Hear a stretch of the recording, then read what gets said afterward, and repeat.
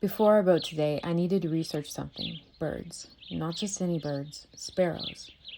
This morning, my backyard was unusually busy. 4 mourning doves bobbed their heads through grass, while 2 red-headed wrens darted in and out of the feeder. 2 squirrels took turns picking up scraps before climbing in and out of the bird bath for drinks, like kids who couldn't decide if they were thirsty or swimming. A juvenile cardinal with the most pronounced little mohawk I've ever seen stopped me in my tracks because honestly, he was adorable. Even a grayish-brown hummingbird hovered for the briefest second, trying to decide if today's nectar was sweet enough to warrant stopping. And then something spooked them all. Who knows what? Everything scattered. Everything except the persistent sparrows. When I first counted, I thought there were only a handful. And then I looked closer.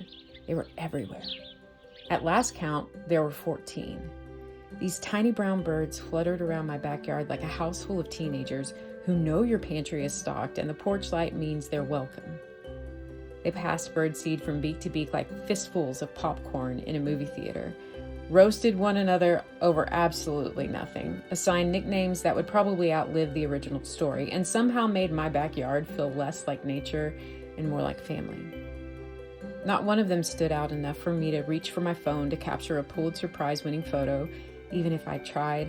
By the time I focused the camera, another sparrow would have been standing where the first one had been.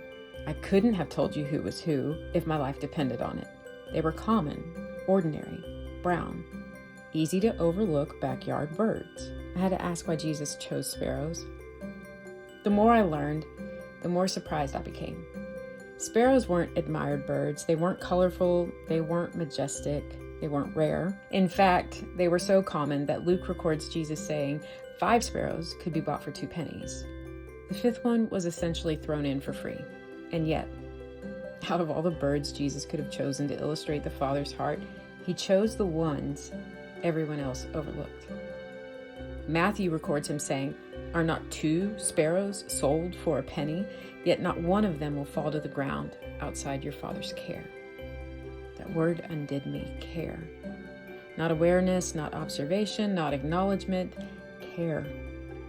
Not a single ordinary penny-petaled sparrow exists outside the Father's care. Couldn't help but think about my own kids.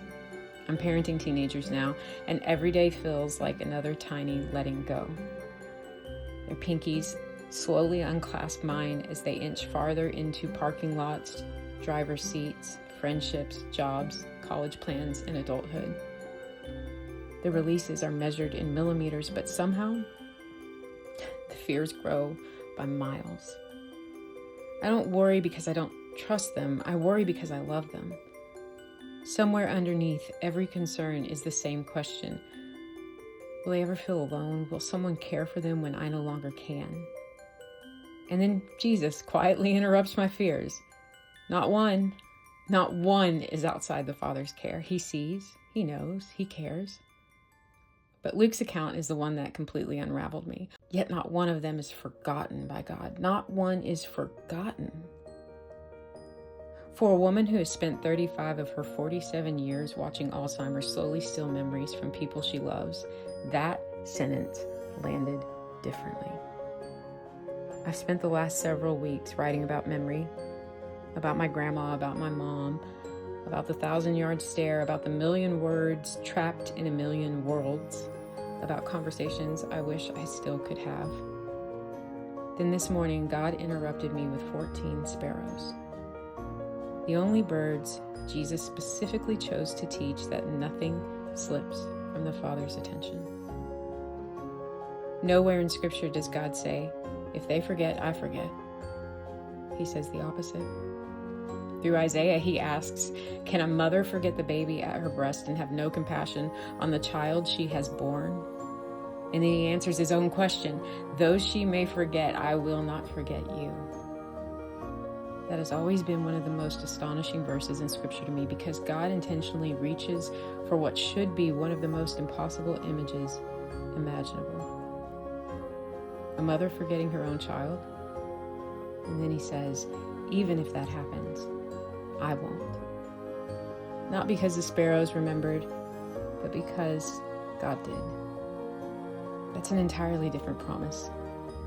This morning, my questions shifted. No longer were they, will my kids be alone? Will I be okay? Will my mom remember? Instead, I found myself asking a better question. Will God ever lose sight of them? According to the red letter words of Jesus, no, he won't. Long story longer, Candace.